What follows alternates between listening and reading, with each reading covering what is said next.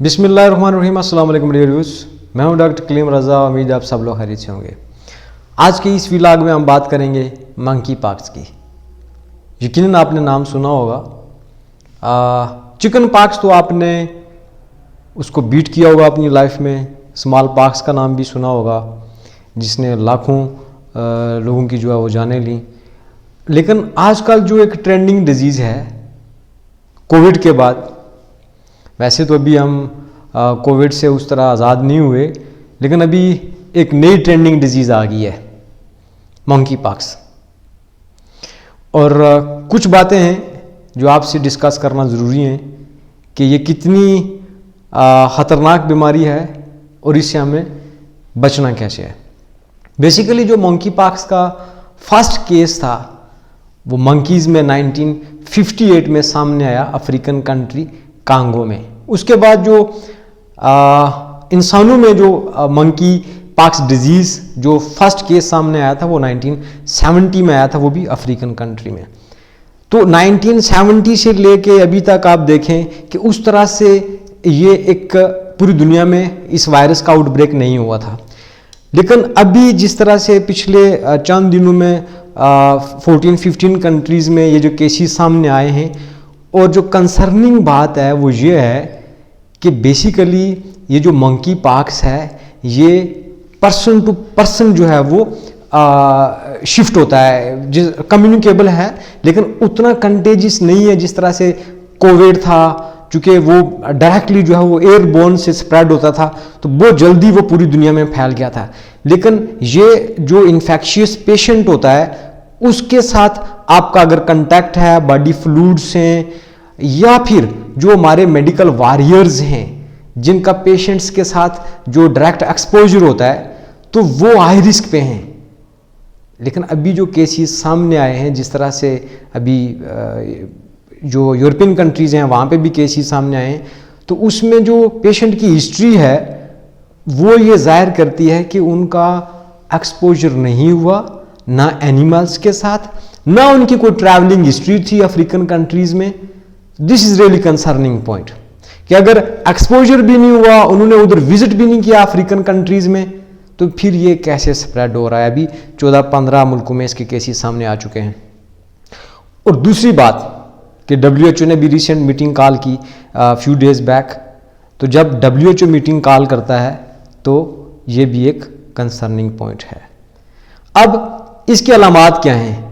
एक तो मैंने बताया ना कि स्प्रेड कैसे होगा, कि अगर किसी को इन्फेक्शन है आपका, उसके साथ जो कंटैक्ट हुआ है पेशेंट के साथ, तो आपको भी ये इन्फेक्शन हो सकता है।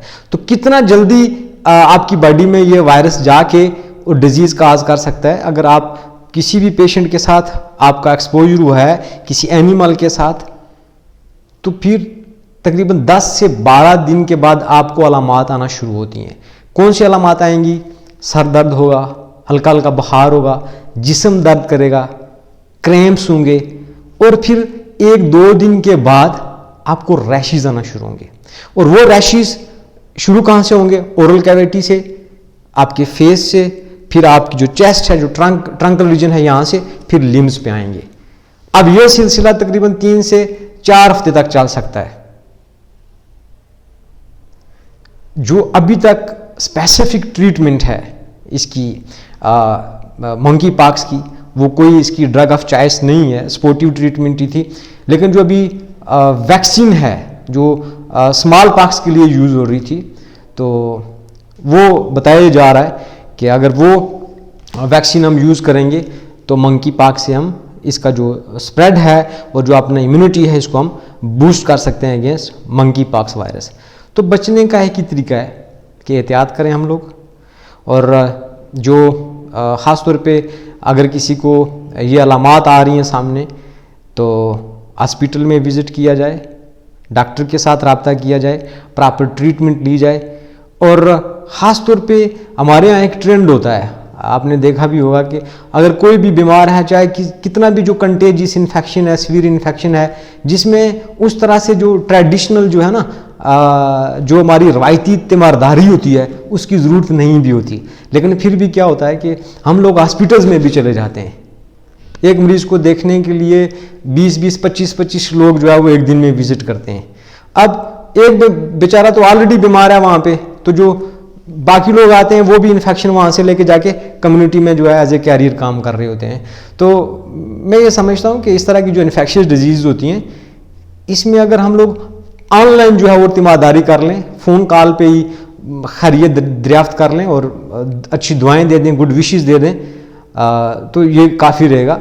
ज़्यादा ज़रूरत नहीं है कि हम हॉस्पिटल्स में विज़िट करें, और अगर कोई आपका रिलेटिव बीमार है तो उसको ट्रीटमेंट जो है जब तक वो फुली क्योर नहीं हो जाता, जब इस फेज से निकल नहीं जाता, तो उसको आप अकेले लेने दिए जाए, उसको फुली क्योर होने दें। और जहाँ तक जो मेडिकल जो हमारे वॉरियर्स हैं, जो फ्रंट लाइन वॉरियर्स हैं, उनके लिए मेरी रिक्वेस्ट ये रहेगी कि आप लोग भी बहुत एहतियात करें।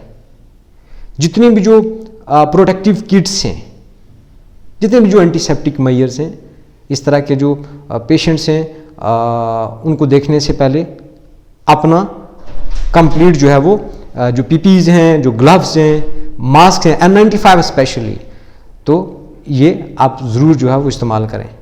आई होप कि ये उस तरह से नहीं फैलेगा पूरी दुनिया में जिस तरह से अभी कोविड फैला है, लेकिन फिर भी prevention is better than cure. Remember me in your prayers. Thank you.